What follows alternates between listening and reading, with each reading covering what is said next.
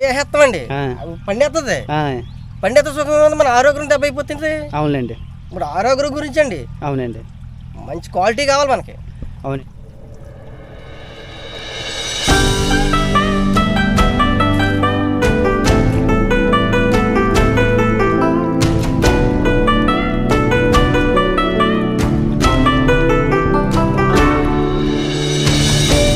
అందరికీ నమస్తే అండి. ప్రస్తుతం మనం కాకినాడ జిల్లా ఏలేశ్వరం మండలం రావణిపేట గ్రామంలో ఉన్నామండి. మనతో పాటు రైతు గారు కన్నబ్బయ్య గారు ఉన్నారు. ఈయన 1 ఎకరంలో ప్రకృతి వ్యవసాయం అనేది చేయడం జరుగుతుందండి.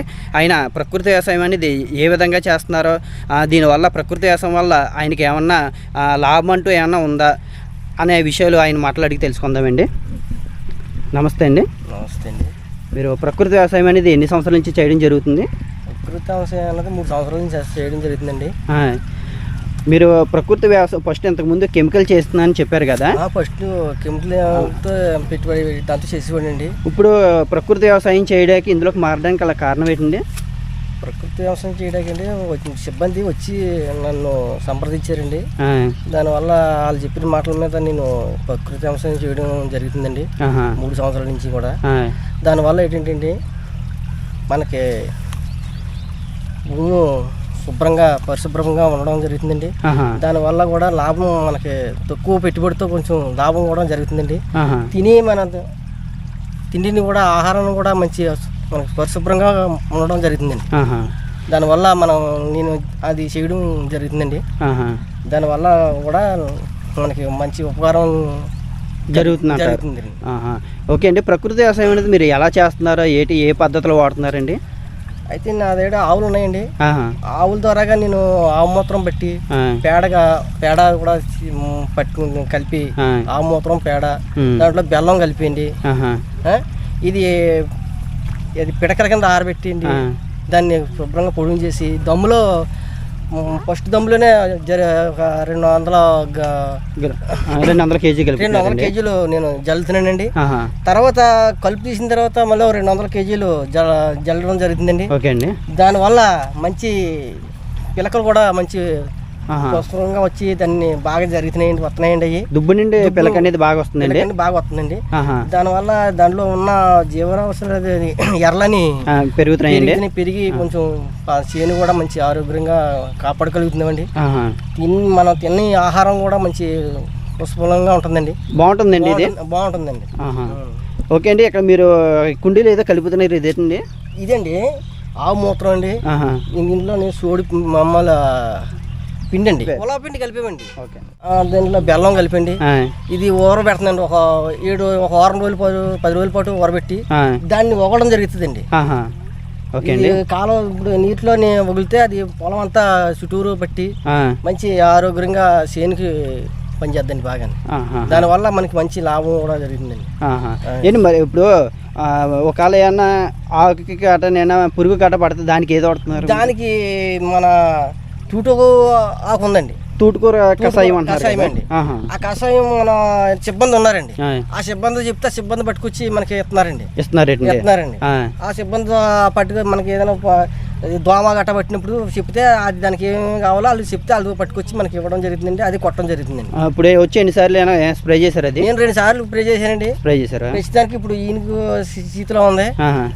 దాన్ని నాకు ఇచ్చారండి.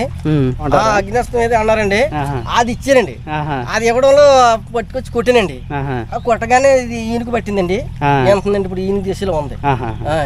ఇప్పుడు ఇది ఈ మందులని బాగా పనిచేస్తున్నాయని అనుకుంటున్నారు మీరు?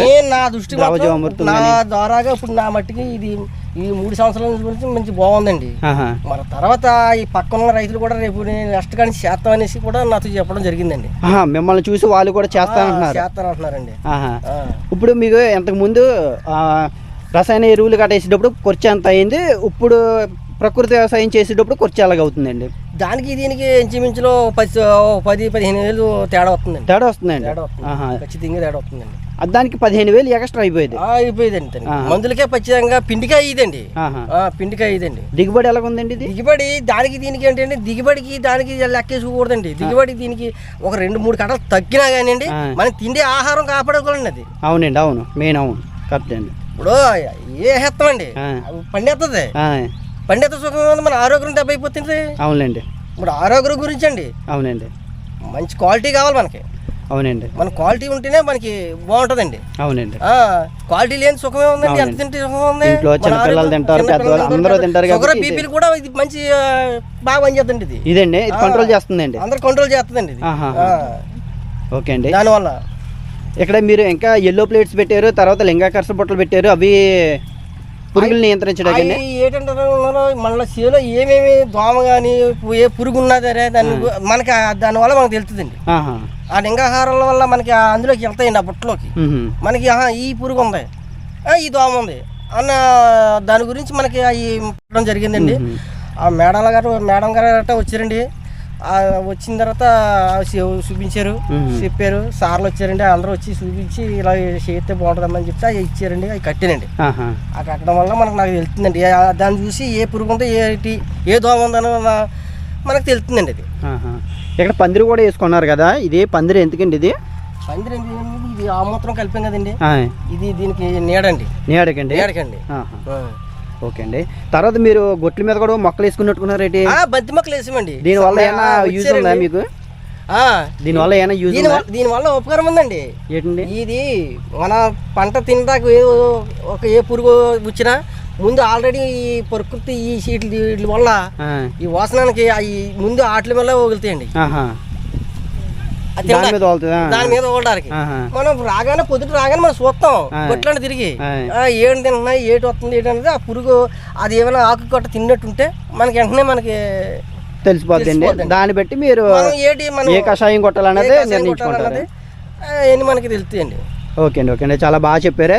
అదే మీకు ప్రకృతి వ్యవసాయం వల్ల చాలా ఉపకారం జరుగుతుందని 100% చెప్తారు. ఓకే, చాలా బాగుందండి. ఓకే అండి, చాలా థ్యాంక్స్ అండి. థ్యాంక్స్ అండి.